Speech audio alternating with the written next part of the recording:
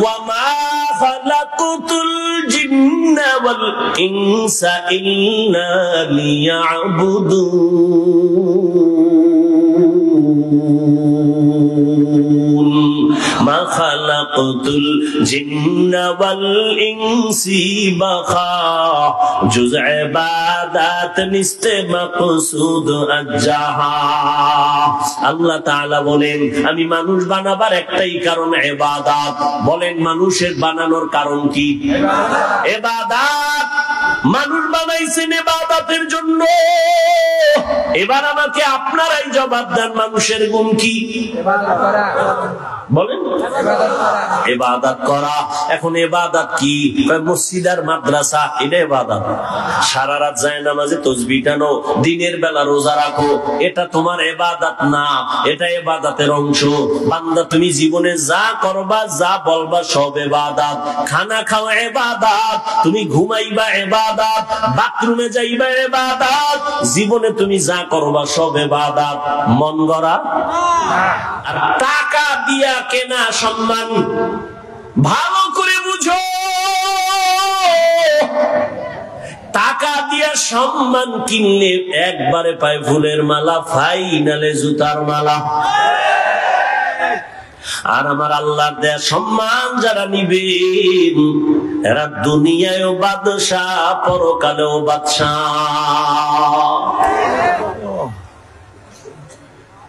তোমার ওই সম্মান নিয়ে কি লাভ হবে? আল্লাহ হেদায়েত দান করেন। আল্লাহ তাআলা বলেন আমি দুই জিনিস দিলাম মানুষ যেন সুশৃঙ্খল জীবন যাপন করতে পারে। নবী পাইলাম না, আল্লাহর কোরআন এখন আমাদের সামনে আছে, নবীর আদর্শ এখনো আছে। এই দুইটা জিনিস ধরে রেখে সামনে আগাও। আল্লাহ তাআলা বলেন রহমতের নবী দুনিয়াতে আসার পরে 40 বছর পর আমি রহমতের নবীর দাওয়াতের অনুমতি দিয়ে কাজে লাগাই দিলাম। 40 বছর পর্যন্ত রহমতের নবী কোথাও দাওয়াতের কাজ করে না। নামাজের কথা নাই, রোজার কথা নাই, জিকিরের কথা নাই, পর্দার দাওয়াত নাই। 40 বছর পর আল্লাহ তাআলা আমার নবীকে কোরআন দিয়া দাওয়াতের মধ্যে লাগায় দিলেন। রহমতের নবী এখন দাওয়াত দেয় এক আল্লাহর ইবাদত করো, এক আল্লাহর সিজদা দাও। কিছুদিন পর আবার নবী বলেন রবের ইবাদত করো। ইয়া আইয়ুহান নাস উবুদু রাব্বাকুমুল্লাযী খালাকাকুম ওয়াল্লাযীনা মিন ক্বাবলিকুম লাআল্লাকুম তাত্তাকুন।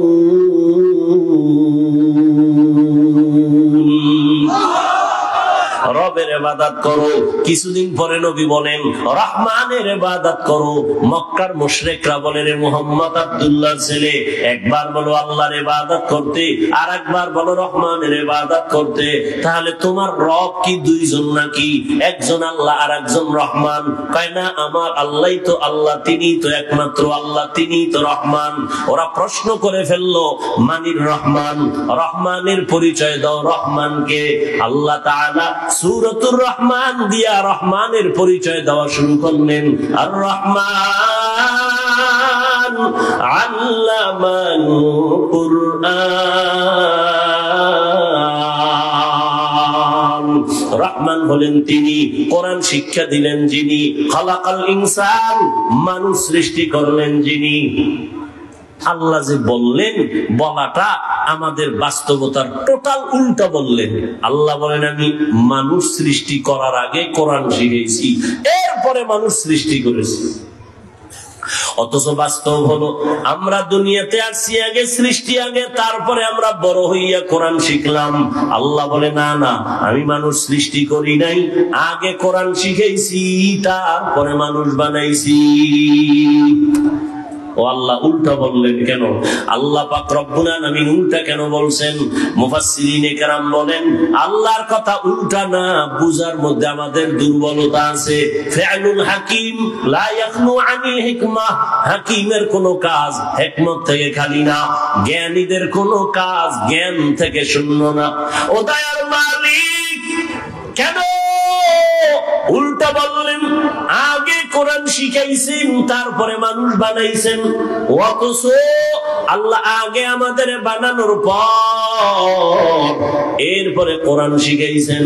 স্বয়ং রাসূলকেই তো 40 বছর পরে আল্লাহ কোরআন দিলেন, এর আগে কোরআন দেন নাই।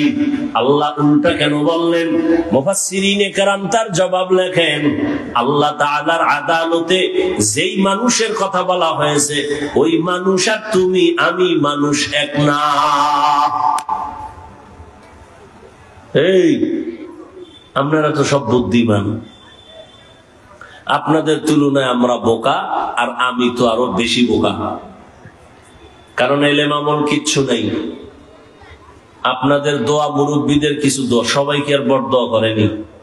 এই সবাই বড়দোয়া করে, আর যেই সোরারা বড়দোয়া করে ওদের বড়দোয়া লাগবেও না।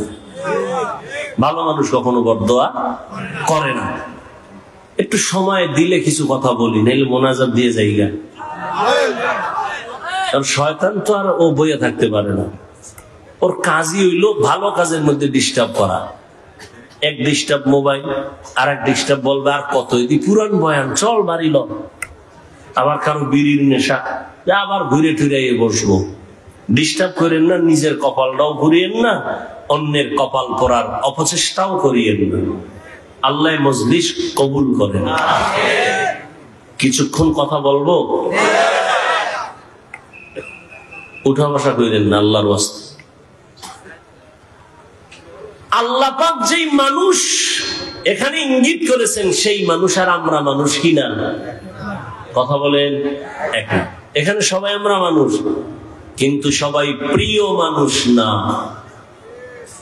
এখানে মসজিদ আছে, কার ঘর? বাইতুল মুকাররম মসজিদটা কার ঘর?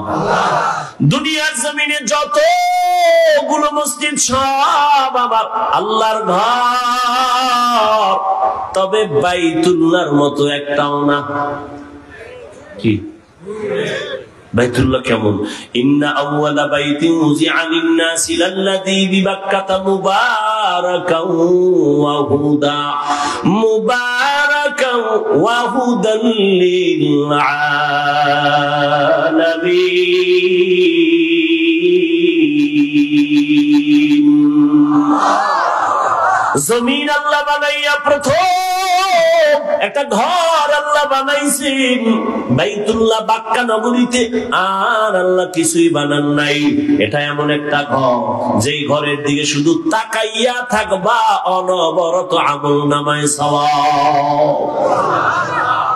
আপনাকে এই মসজিদের দিকে তাকায় থাকলে সওয়াব, বাইতুল্লাহর দিকে তাকাইলে সওয়াব আছে না নাই? যতক্ষণ তাকায় থাকবে অনবরত সওয়াব। শুধু কি তাই? রহমতের নবী বলেন, এই হাজী সাহেব, সফর করতে যদি যাও বাইতুল্লাহর দিকে যখন প্রথম তোমার নজর পড়বে, নজরটা পড়া মাত্র যদি দোয়া করো, যে কোনো দোয়া প্রথম নজরেই কবুল হয়ে যাবে। আতিনা ফি দারে দুনিয়া না হাসান, আতিনা ফি দারে উকবা না হাসান, ইয়া গিয়াসাল মুস্তাগীসিন ইহদিনা ইফতিখারা বিল উলুমে ওয়াল গিনা। হর গরিদে নেকো তু তৈয়ার হে জু না मांगे उससे तू बेजार है। তাহলে মসজিদ সব কার ঘর? সব সমান বলেন না কেন? ভালো করে বুঝো, আপনাদের এলাকায় কুকুর আছে না? এই মাখলুক গুলো কে বানাইছেন? সব আল্লাহর বানানো মাখলুক। সব কুকুর আমার আল্লাহর মাখলুক, তবে সব কুকুর আল্লাহর কাছে দামি না। আসহাবে কাহফের সাথে যেই কুকুরের সম্পর্ক, এটা এত দামি, জান্নাতে যাবে। সুবহানাল্লাহ। যেই তাহলে বিড়ি টানো, সুবহানাল্লাহ কেমনে? সারাদিন গীবত, শেখায়াত, গালাগালি, মিথ্যা, আর সারা রাত তো মোনাজাত ধরে হইয়া হইয়া। আমরা মোনাজাত ধরি বইয়া, তোমরা মোবাইল ওয়ালারা মোনাজাত ধরো হইয়া। কখন রাত্র 3টা-4টা বাজে খবরও নেই। কোন দিন আজরাইল এইসব মোবাইল সহ হয়ে যাবে, আর হুশই থাকবে না। जिंदगी में बंदगी तू कार नहीं, जिंदगी में बंदगी तू कार नहीं, जिंदगी में बंदगी शर्मिंदा है, जिंदगी में बंदगी शर्मिंदा है। यहाँ हम सब मुसाफिर दिल ना लगा, अहले दिल की नजर से रूह करता जा, शाह दौलत सब फकीर गर नेक नहीं, शाह दौलत सब फकीर गर नेक नहीं, जिंदगी में बंदगी तू कार नहीं,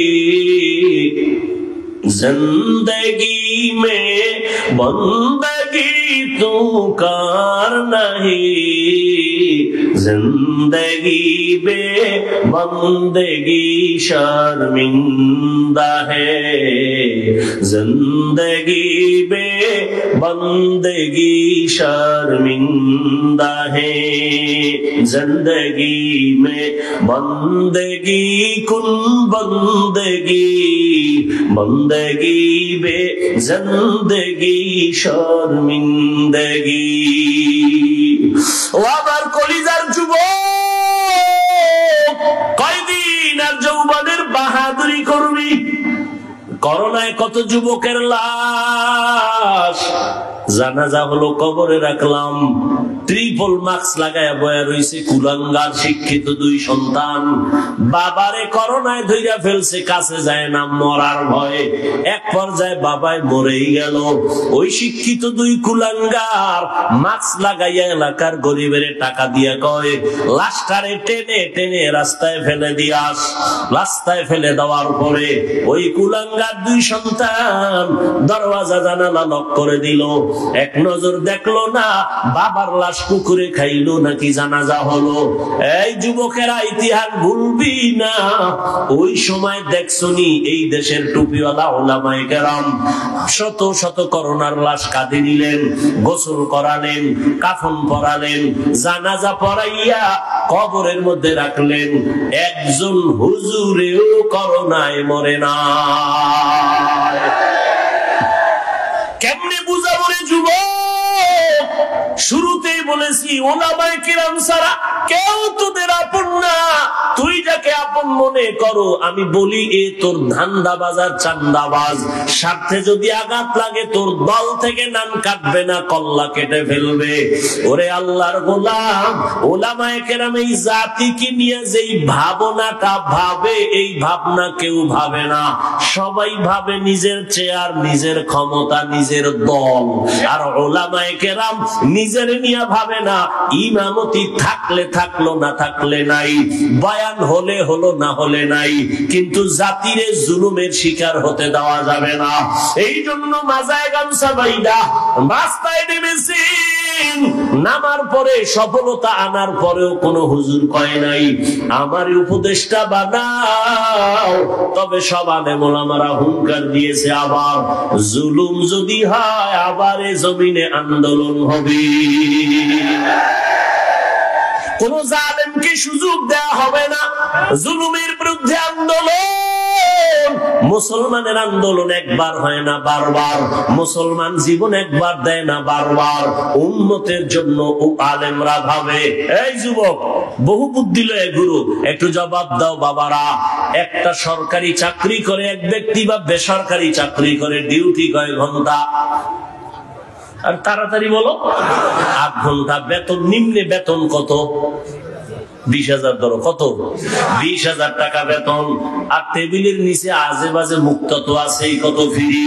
আর বলো বাবা, একজন আলেম মসজিদে ইমামতি করে, তার ডিউটি কয় ঘন্টা? বলো, বেতন কত? 6 লাখ, 5,000, 6,000, 7,000, 6 মাস বাকি। সভাপতি 100 টাকা দেয়, তাও ঠিক মতো মাসে মাসে দেয় না। ওরে একক তো নামাজ যদি না পড়ায়, রিক্সা ড্রাইভার আইয়াও ধমক দেয়, হুজুর গেছিলেন কই? হুজুর বলে, তুমি কে আমারে ধমক দিলা? আমি রিক্সা ড্রাইভার। তোমার এত পাওয়ার কেন? 5 টাকা মাসে বেতন দেই। কি পরিমাণ জুলুম করতেছো! অথচ তোমার যেই সরকারের টাকা নিয়ে চলো, যেই কোম্পানির মালিকের চাকরি করে টাকা নিয়ে সংসার চালাও, ওই কোম্পানির বিরুদ্ধে আবার মানববন্ধন করো, সরকারের বিরুদ্ধে মানববন্ধন করো, বেতনের স্কেল বাড়াও, না হয় গদির মধ্যে লাল বাতি জ্বালায় দিব। আর একজন ইমাম 5-7 হাজার টাকা বেতন পাইয়াও 6 মাসেও বাকি পায় না। কোনদিন বলে নাই বেতন বাড়াও, কোনদিন বলে নাই আমার বেতন বাকি কেন। বরং যত মানুষ গালি দেয়, আল্লাহর বান্দা কলিজা বইরা দোয়া করে, ও দয়ার মালিক, এলাকায় শান্তি দাও, এলাকার রোগীদের সুস্থ বানায় দাও, কবরওয়ালাদের জান্নাত দাও, ব্যবসায়ী চাকরিজীবীদের কামাই রুজিতে বরকত দাও। এরপরও যারা হুজুরের বিরুদ্ধে লেখো, তোর মতো কুলাঙ্গার এই জমিনে আর কেউ না। মেরা জাজু করদন বেহিসাব, খলকে রাদাদন জওয়াবে বাসওয়াব, হক নদারত দোস্তে খলকা জারেরা, নিস্তে ই খাসলত একে দিনদারেরা। ও আমার কলিজার যুবক, জিনলা না এখনো পর্যন্ত বুঝলা না তোমার আসল কে আর নকল কে রে বাবা। আজকে তুমি যার পিছনে ঘুরো, তোমার জন্য কিন্তু সে কাঁদে না। এজন্য একজনে বলছে, তুমি যাকে ভালোবাসো সে তোমার বন্ধু না, তোমাকে যে ভালোবাসে সে তোমার বন্ধু। তুমি যাকে ভালোবাসো সে তোমার, তোমারে যে ভালোবাসে সে তোমার আসল বন্ধু। এরে নবীর উম্মতের দল, আল্লাহ তাআলা বলেন, মানুষ আমি বানাইছি, সব মানুষ এক না। কুকুর আল্লাহ বানাইছেন, সব এক না। আপনাদের এলাকায় গরু আসেনি? আল্লাহ সব গরু বানাইছেন, সব আল্লাহর মখলুক, সব গরুর দাম নাই। কিন্তু মুসা নবীর সাথে যেই গাভীটার সম্পর্ক, এটার দাম বেড়ে গেছে, জান্নাতে যাবে। পিপিলিকা আছে না নাই? সব পিপিলিকা আল্লাহর বানানো মখলুক, সব পিপিলিকার দাম নাই। সুলাইমান নবীর সাথে যেই পিপিলিকার সম্পর্ক, ওই পিপিলিকা আল্লাহর জান্নাতে যাবে। এই জমিনে আমার আল্লাহ উট আর উটনি বানাইছে, কোন উটনি আর উটের দাম ওই পরিমাণ নাই। রহমতের নবী যেই উটে সওয়ার হইছেন, ওই উট জান্নাতে যাবে। ওরে আল্লাহর বান্দা, সালেহ আলাইহিস সালামের পাহাড় থেকে বেরিয়ে আসা উট নিয়ে আল্লাহর জান্নাতে যাবে। এরে নবীর আশিক উম্মতের দল, ভালো করে বুঝো, এই আকাশের খোলা জায়গায় কত পাখি উড়তেছে, কত সুন্দর সুন্দর পাখি, একটারও মূল্য নাই। ওই সুলাইমান নবীর হুদহুদ নামের পাখিটা আল্লাহর জান্নাতে চলে যাবে। মানুষ তো সব আমার আল্লাহর বানানো মখলুক, সব মানুষ আমার আল্লাহর জান্নাতে যাবে না। এইবার বুঝো মানুষ কাকে বলে, ভালো করে শুনো। একদল মানুষ আছে বংশগত মানুষ, আর একদল মানুষ হলো গুণগত মানুষ, আর একদল মানুষ হলো জন্মগত মানুষ। আল্লাহর আদালতে বংশগত মানুষের কোনো মূল্য নাই, জন্মগত মানুষের মূল্য নাই, একমাত্র গুণগত মানুষগুলো দামি। কেমন দামি? আল্লাহ বলেন, আমি এদের বিনা হিসাবে জান্নাত দিয়া দিব। গুণের মানুষ কাকে বলে? বংশগত মানুষ তো তারা যেই মানুষের বংশে জন্ম হয়। আমাদের বংশগত বাবা পয়গম্বর আদম, আর আমরা তার সন্তান, বংশগত মানুষ। আমার আব্বা জান, আমার জন্মদাতা বাবা, তার ঔরসামী জন্মগত সন্তান মানুষ। এই মানুষের কোনো ভ্যালু আল্লাহর কাছে নাই, একমাত্র গুণের মানুষ আল্লাহর কাছে দামি। এইবার বুঝার চেষ্টা করি, গুণের মানুষ ঘুমাছে? আপনাদের ঘুমাছে? এ বাঙালি ঘুমায় রাইতে? মিথ্যা কথা যদি কেউ রাতে ঘুমায়, সারা রাত মোবাইলের হক আদায় করে, বউয়ের হকের খবর নাই, মাইয়া বলার হক আদায় করে না, মোবাইলের হকটা আদায় করে, যদি আল্লাহ উসিলায় মাফ করে। কত ছাগল ভাগল আছে না? সেদিন এক চোরা আইয়া কান্দের উপরে হাত দিয়া ছবি তোলার জন্য কয়, হুজুর একটা সেলফি, যদি আল্লাহ কিয়ামতে উসিলা আমারে নাজাত দেয়।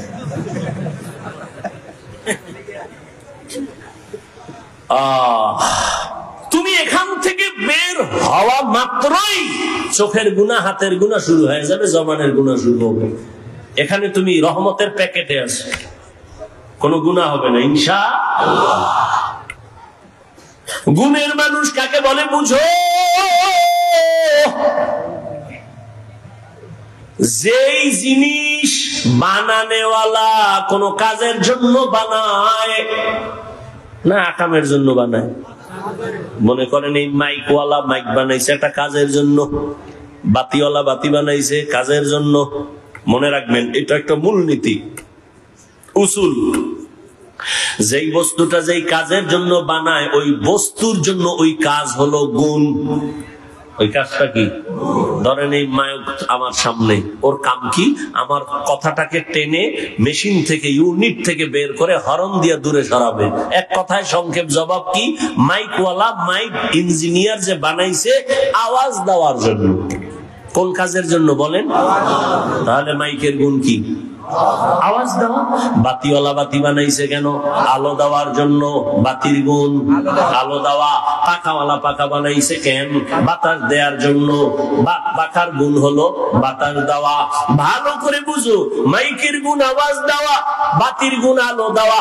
মাইক যদি আওয়াজ না দেয়, সবাই বলবে এটারে লাথি মেরে ফেলে দাও, এটা গুণের মাইক না। বাতি যদি আলো না দেয়, বলবে ভেঙ্গে ফেল, এটা গুণের বাতি না। যেই জিনিসটা যেই কাজের জন্য বানায়, ওই কাজ হলো ওই জিনিসের গুণ। মাইকের গুণ আওয়াজ দেওয়া, বাতির গুণ হলো আলো দেওয়া, পাখার গুণ হলো বাতাস দেওয়া। মাইক যদি আওয়াজ না দেয়, বলবে ভেঙ্গে ফেলো, গুণের মাইক না। বাতি যদি আলো না দেয়, ভেঙ্গে ফেলো, এটা গুণের বাতি না। এবার জবাব দাও বাবারা, মানুষ আল্লাহ বানাইছেন কেন? আমার কথা কেন? ওয়ামা খালাকুতুল জিন্না ওয়াল ইনসা ইল্লা লিয়াবুদুন।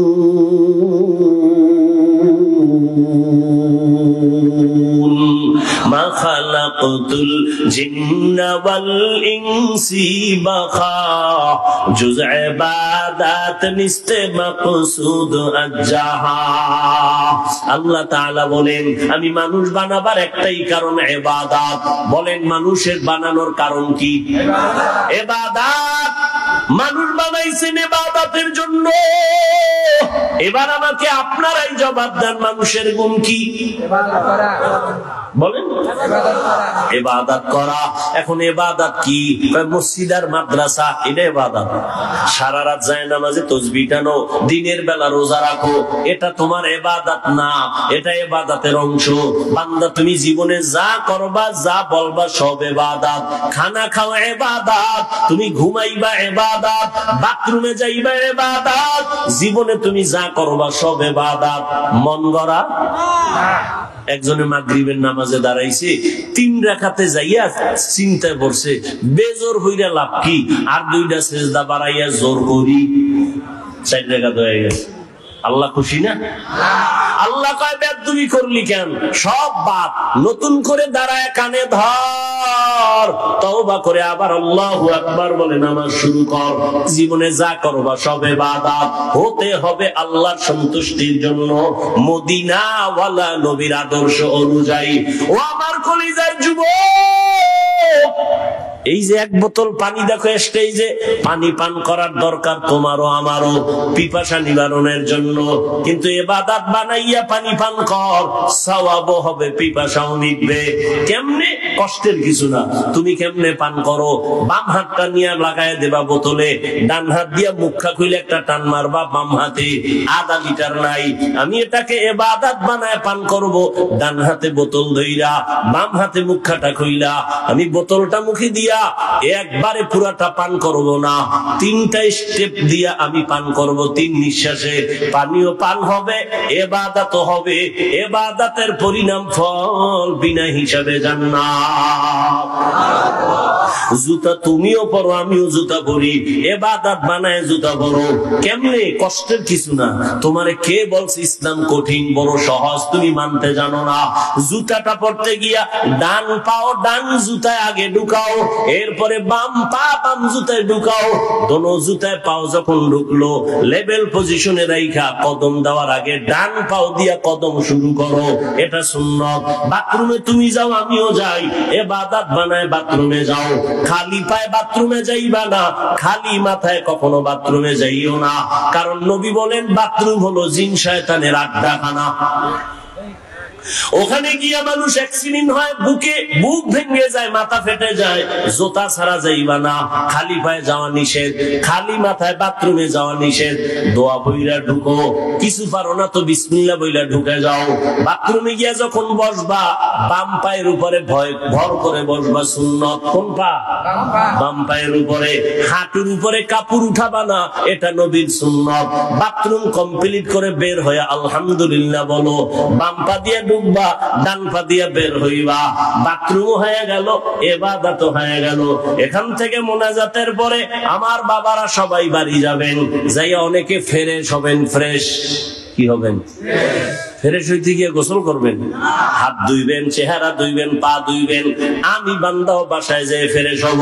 তবে আপনার ফ্রেশটায় কোনো সওয়াব নাই, আমি সওয়াব বানাইয়া তারপরে ফ্রেশ হব। আমিও হাত ধুবো, আমিও চেহারা ধুইব, আমিও পাও ধুইব। তবে আমার ধোয়াটা ওযুর কায়দায় হয়ে যাবে। আমি ওযু কইরা গেলাম, এই কোনি পর্যন্ত ধুইলাম, চেহারা পুরাটা ধুইলাম, পা ধুইলাম। ইবাদত হলো আমার ফ্রেশ হওয়া হয়ে গেল। আর এই ওযু অবস্থায় ঘুমাও, আল্লাহ জান্নাতের দরজা খুলে দিবে। খানা খানা আপনারা, আমরাও তো খানা খাই, কিন্তু বাবা ইবাদত বানায় খানা খাও।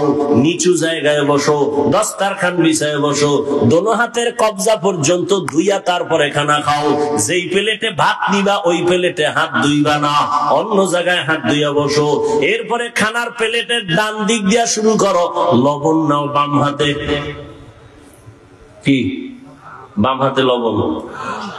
সোরা কিছু ভদ্র দেখায়, আমি ভদ্র, কারণ বাম হাত দিয়ে লইলে একটু বাথরুমের ফ্লেভার আছে তো মজা হয়। নিকৃষ্ট মূর্খ, বাম হাতে লবণ লয়, ময়লা লাগবে। তো বাথরুমের ময়লা এটা কেমন হইল? মনে করে বুদ্ধিজীবী, বুদ্ধির বও নাই। আচ্ছা, তার সেরা পৃথিবীতে শ্রেষ্ঠ বুদ্ধিজীবী কোরআনওয়ালারা, কারণ সব থেকে বড় বুদ্ধির গাইডের নাম কোরআন। আর এটা যার সিনে আছে সে হলো শ্রেষ্ঠ বুদ্ধিজীবী। ভাইরা আমার, এই জন্য কেউ কান্দে, কেউ কান্দে, কান্দতেছে, কেউ খবর নাই। হুজুরদের কোনো টেনশনই নেই। আছে আগেও যেমন, এখনো তেমন, ভবিষ্যতেও তেমন।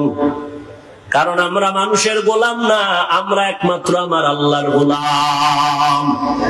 কার গোলাম? আর তোমরা আমাকে অনেকের গোলাম বলো না। তুমি কার গোলাম? হ্যাঁ বেটা, আহমদ শফি হাটহাজারী শাইখুল ইসলাম রহমতুল্লাহ আলাইহি আওয়ামী লীগের কাছে গেছে, কেউ বিএনপির কাছে গেছে। যাওয়াটা তুমি দালাল মনে করো কেন? ওলামায়ে কেরাম যদি যায় তার রং ঠিক রেখে ইসলামের স্বার্থে যায়। তুমি কোন স্বার্থে দৌড়াও? তুমি যে বড় দালাল, তোর খবর আছে? আলেমের ভুল ধরো না, মানে কপাল বাকিটাও পুরার জন্য। এই বাংলাদেশে যত ঝামেলা দেখো, একমাত্র উলামায়ে কেরামের সাথে বেয়াদবি করার কারণেই হচ্ছে এগুলো। এখনো যারা বেয়াদবি করো, গাঁটটি রেডি রাখ, পালানোর সময় জুতাও নিতে পারবি না, রেডি থাক। আল্লাহ হেদায়েত দান করুন। এরে নবীর উম্মত, মানুষের গুণের নাম কি ভুলে গেছেন? 5 মিনিটে মানুষের গুণের নাম ইবাদত। এখন ইবাদতটা মন গড়া না, না, নবীর তরিকায় হতে হবে। এখন নবীর তরিকা আদর্শ আছে কোরআন হাদিসে, কোরআন হাদিস পড়তে জানেন না, এখন কেমনে যাবেন? কোরআন হাদিস পড়নেওয়ালা উলামায়ে কেরামের কাছে যাও, ইবাদতের নিয়ম শিখিয়া এরপরে ইবাদত করো, তখন হবে তুমি গুণের মানুষ। গুণের মানুষের জন্য বিনা হিসাবে জান্নাত। আল্লাহ এই দিকে ইঙ্গিত করে বলেন, আমি আগে মানুষ বানাই নাই, আগে কোরআন শিখাইছি, তারপরে মানুষ বানাইছি। অর্থাৎ যারা কোরআন হাদিস শিখিয়া উলামায়ে কেরামের নেক নজর নিয়া যারা ইবাদত করবে তারা গুণের মানুষ, তারা জান্নাতি। আল্লাহ এই দিকে ইঙ্গিত করে বলেন, আমি আগে মানুষ বানাইছি, তারপরে কোরআন শিখাইছি, আগে কোরআন শিখাইছি, তারপরে মানুষ বানাইছি। ও আল্লাহর বান্দারা, এখানে আমরা যারা বসে আছি সবাই তো মানুষ, তবে গুণের মানুষ হতে পারলাম কিনা বড় ভয়। ওরে গুণের মানুষ তো হতে পারি নাই, যে কারণে এত বয়ান, এত বয়ান, এত বয়ানের পরও চোখে পানি আসে না, নামাজ পড়ি না, পর্দা করি না। ও যুবক, এখানে যারা বসে আছো যুবক বাবারা, তুমিও মুসলমান, আমিও মুসলমান, তোমার আমার আল্লাহ এক না দুই, তোমার আমার নবী, তোমার আমার কাবা, তোমার আমার ধর্ম, তোমার আমার ইসলাম, তোমার আমার কালেমা। ভালো করে বুঝরে বাবা, পশুকে আল্লাহ ভালো মন্দ যাচাই করার জ্ঞান দান করেন নাই, মানুষকে দিয়েছেন। তোমার আমার আল্লাহ এক, নবী এক, কোরআন এক, কাবা এক, ধর্ম এক, কালেমা এক। দুনিয়াতে আসি তাও এক, বিদায় বেলা কাফন হবে 3টা, তাও এক। আমি হাফিজুর রহমান বা কোন বড় এমপি মারা গেলে তার একটা কাফন বাড়ানো হবে না। রিক্সা ড্রাইভার যদি গরিব হয়ে মরে যায় একটা কাফন কমাইয়াও দিবে না, কালার হবে আলাদা। হুজুরদের কাফনের কালার একরকম, যুবক বাবাদের আর এক রকম। কে হুজুর, কে হুজুর না, কে ধনী, কে গরিব, কে আলেম, কে মূর্খ, সব এক কালারের কাফনের প্যাকেট হবে।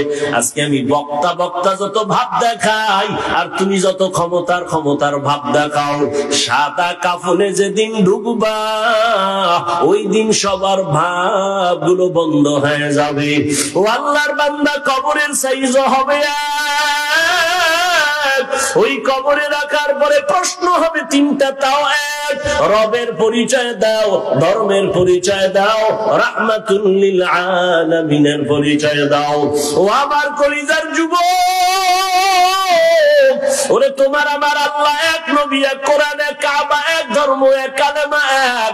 এরপরে এত বয়ান, এরপরেও কেন তুমি নামাজ পড়তে চাও না? আমি নামাজ সারি না, তুমি নামাজ পড়ো না। আমি টুপি ছাড়তে চাই না, তুমি টুপি দিতেই চাও না। আমি দাড়ি কাটতে চাই না, তুমি দাড়ি রাখতে চাও না। বুঝি না বাবা, কারণ কি? আমরা ভুলে আসি না তোমরা ভুলে আসো, তারও কোনো খবর পাইতেছি না। একজন যুবক যদি দাঁড়াইয়া বলো, হাফিজ ভাই তোমরা ভুলে আসো, আমরা সঠিক পথে আছি, একটা দলিল দেখাও। এখন আমি দাড়ি কেটে ফেলবো, নামাজ রোজা বাদ দিয়া তোমার লাইনে শার্ট প্যান্ট টাই বইরা নাচ গান করবো। আর যদি বলো না হাফিজ ভাই আপনারাই সঠিক পথে আছেন, আমরা শয়তানের ধোকায় পড়ে গুনার পথে আছি, আপনারা সঠিক, তাহলে আমি তোমাকে বলবো যুবক বাবা, যদি তুমি পা দুটো আগাইয়া দাও, আমি তোমার পায়ে হাত রেখে অনুরোধ করে বলবো, জীবনে তো কম নামাজ ছাড়ো নাই, কম বেপরদায় চলো নাই, দাড়ি কম কাটো নাই। ও আমার কলিজার যুবক, কত রাত্র মোবাইলে গুনাহ করে করে রাত কাটাইছো, আর কত রাত্র মোবাইলে গুনাহ করলে তোমার মনের আশা মিটবে, তারপরে তওবা করবা। জীবনে তো কম নামাজ ছাড়ো নাই, আর কতদিন নামাজ না পড়লে তোমার মনের আশা পূরণ হবে, তারপরে তওবা করবা। জীবনে তো কম মাইয়ার চরিত্র নষ্ট করো নাই, আর কতদিন চরিত্র বিধ্বংসী কাজ করলে তোমার মনের আশা পূরণ হবে, তারপরে তওবা করবা। এবং এটাও তুমি বলো কয়দিন তোমার আর হায়াত বাকি আছে, ওই করোনায় কত যুবক চলে গেল, ছাত্র জনতার আন্দোলনে কত যুবকের লাশ চলে গেল। এমন একটা দিন নাই গাড়ির নিচে পানির নিচে যুবকের লাশ নাই, ঘুমের ঘরে যুবকের লাশ। কয়দিন আর বাঁচবারে বাবা? আমি তোমাকে এতক্ষণ যত বয়ান শুনাইছি একবারও বলি নাই আমি হাফিজুর রহমান পাঁচকল্লি মাথায় দিছি, তোমরা যদি না দাও কপাল পুরবে, একবারও বলি নাই। আমি কওমি মাদ্রাসার সন্তান, তোমরা যদি কওমিতে না যাও তোমাদের কপাল খারাপ, একবারও বলি নাই। আমি তাবলীগের লাইনের সন্তান, আমি পীরের মুরিদ, ওই লাইনে যদি তুমি না যাও কপাল খারাপ, একবারও বলি নাই। কি বলি এবার শোনো। ও আমার কলিজার যুবক, তুমি স্কুলে পড়ো, কলেজে পড়ো, চাকরি করো, ব্যবসা করো, আলহামদুলিল্লাহ আলহামদুলিল্লাহ আলহামদুলিল্লাহ। স্কুল ছাড়িও না, কলেজ ছাড়িও না, লেখাপড়া করে ডাক্তার হও, ইঞ্জিনিয়ার হও, একজন প্রফেসর হও, একজন ব্যবসায়ী চাকরিজীবী হও। তবে আমার ছোট্ট একটা দাবি, জীবনে বেয়াদব হইও না। তোমার ব্যবহারে কখনো যেন মা বাবা কখনো কষ্ট না পায়, তোমার আচরণে কোনোদিন যেন শিক্ষকেরা কষ্ট না পায়, তোমার ব্যবহারে কখনো যেন উলামায়ে কেরাম কষ্ট না পায়। কারণ মা বাবা যদি কষ্ট পায়, বরদোয়া চলে আসলে তোমার জীবন পঙ্গু হয়ে যাবে। শিক্ষকের বরদোয়া যদি নিয়েই ফালাও, লেখাপড়ার জগৎ থেকে হারায় যাবা। আলেমের বরদোয়া যদি কপালে লেগে যায় কষ্ট দেওয়ার কারণে, জীবনের চরিত্র আর আদর্শ খুঁজে পাইবা না রে বাবা। এইবার একটু বাস্তবে দেখো, তোমার মতো যুবক জীবনে কোনোদিন মাদ্রাসায় যায় নাই, আলিফ বাতাও শিখে নাই। দেখো স্কুল কলেজে পড়িয়াও নামাজ পড়ে আসেনি, আর কোনো ওয়াজের দরকার নাই। তোমার জীবনের এই শেষ ওয়াজ, বাসায় যাইয়া একা একা ভাববা, আর কোনো ওয়াজ দরকার নেই। শুধু এই পয়েন্ট, আমার মতো যুবক স্কুল কলেজে পড়িয়া যদি নামাজ পড়ে, আমি পারি না কেন? ও যুবক বাবারা, তোমার মতো যুবক রাস্তায় গাড়ি চালায়, নামাজ ছাড়ে না, তুমি কেন পারো না? তোমার মতো যুবক doctor, professor, engineer, OC, DC SP, RAB, army, police, BDR এর চাকরি করে, নামাজ ছাড়ে না, বলো তুমি কেন পারবা না রে বাবা? তোমার কপালে কার অভিশাপ লাগলো? এখনো কেন তওবার দরজায় তুমি ফিরবা না? মনেরে বুঝাইয়া এখনো সময় আছে, তওবা করে নাও। জীবন চলিয়া গেল আর নামাজ ছাড়বা না, দাড়ি কাটবা না, বেপরদায় চলবা না, মা বাবারে কষ্ট দিবা না, শিক্ষকের কষ্ট দিয়া বরদোয়া নিবা না, উলামায়ে কেরামের দোয়া নিয়া পরামর্শ নিয়া নবীর তরিকা মেনে চলবা। ও পর্দার আড়ালের আম্মা জানেরা, বোনেরা, আপনাদের সন্তানদের যত বয়ান শুনাইলাম, আপনারা দোয়া না করলে, চেষ্টা না করলে সম্ভব হবে না। এরে আম্মা জান, আপনাদের মতো কত মা এই অঞ্চলে আছে, এখনো আছে, পর্দা করে, হালাল ভাবে চলে, মোবাইলে সময় নষ্ট করে না, স্বামীর মাল খেয়ানত করে না, সন্তানগুলো আদর্শওয়ালা বানানোর, গুণের মানুষ বানানোর চেষ্টা করে। এরে আম্মা জানেরা, আপনাদের এত সম্মান, আপনারা কি পারেন না একটা ভালো সন্তানের মা হবেন?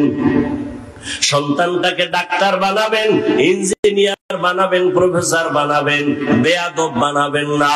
আপনার সন্তান যেন কখনো মা বাবার সাথে বেয়াদবি না করে, শিক্ষকের সাথে বেয়াদবিমূলক আচরণ না করে, উলামায়ে কেরামের পরামর্শ নিয়া নবীজির তরিকা মেনে যেন চলে। ও আমার যুবক বাবারা, ও পর্দার আড়ালের মা বোনেরা, এখনো সময় আছে, তওবা করে নেন। কোন দিন মরণ হবে জানা নাই। ঘুমের ঘরেও যদি আজরাইল আসিয়া পড়ে, ও যুবক বাবা, ঘুমের মধ্যেই তোমার মরণ হয়ে যাবে। হেদায়েতের মালিক আমার আল্লাহ। মানুষ হইছে কিন্তু গুণের মানুষ হইতে পারি নাই। এখনো সময় আছে, ইবাদত করিয়া উলামায়ে কেরামের পরামর্শ নিয়ে রেডি হও। মনে মনে পিছনের গুনাহ থেকে তওবা করো, আল্লাহকে বলো, হেদায়ার মালিক, জীবনে গুনাহ তো কম করি নাই, আজকে থেকে তওবা করে নিলাম, নামাজ ছাড়বো না, বেপরদায় চলবো না, মা বাবারে কষ্ট দিব না, উলামায়ে কেরাম মুরব্বিদের দোয়া নিয়ে নবীর তরিকা মেনে চলবো। তওবা করার মতো যদি অন্তর তৈরি হয়, মুনাফিকি না থাকে, খাঁটি তওবার নিয়ত যাদের আছে, দুটো হাত আমার আল্লাহকে দেখাইয়া দাও। আল্লাহ হাতগুলো কবুল করে নেন, তওবা কবুল করে নেন, তওবার উপরে মজবুত হইয়া চলার তৌফিক দান করেন, আমিন। আলহামদুলিল্লাহি রাব্বিল আলামিন, ওয়াসসালাতু ওয়াসসালামু আলা সাইয়্যিদিল আমবিয়াই ওয়াল মুরসালিন ওয়া আলা আলিহি ওয়া আসহাবিহি আজমাইন ইয়া আরহামার রাহিমিন ইয়া আরহামার রাহিমিন ইয়া আরহামার রাহিমিন রব্বিরহামহুমা কামা রাব্বায়ানি সগীরা আল্লাহুম্মা ইন্নাকা আফুউন কারীম তুহিব্বুল আফওয়া ফা'ফু আন্না আল্লাহুম্মা ইন্না নাসআলুকা রিযাকা ওয়াল জান্নাহ ওয়া নাউযু বিকা মিন সাখাতিকা ওয়ান নার আল্লাহুম্মা ইন্না নাউযু বিকা মিনাল বারাসি ওয়াল জুনুনি ওয়াল জুযামি ওয়া সাইয়্যিল আসকাম। ও দয়ার মালিক, গভীর রাত কুদরতের নজর দিয়ে দেখেন কত উলামায়ে কেরাম, মুরব্বী হাজী সাহেব, কত যুবক ছাত্র ভাই, পর্দার আড়ালে মা বোনেরা হাত তুলেছেন। আমরা গুনার বোঝা নিয়ে হাজির, তওবার নিয়ত করেছি আর গুনাহ করব না, নামাজ ছাড়বো না, দাড়ি কাটবো না, বেপরদায় চলবো না, মা বাবার দোয়া নিয়ে, শিক্ষকের দোয়া নিয়ে, উলামায়ে কেরামের পরামর্শ নিয়ে নবীর তরিকায় চলবো। আমাদের তওবা কবুল করে নেন আয় আল্লাহ, গুনাহ মুক্ত জিন্দেগি আমাদের দান করেন, মাহফিল কবুল করে নেন, আলোচনার ভুল ত্রুটি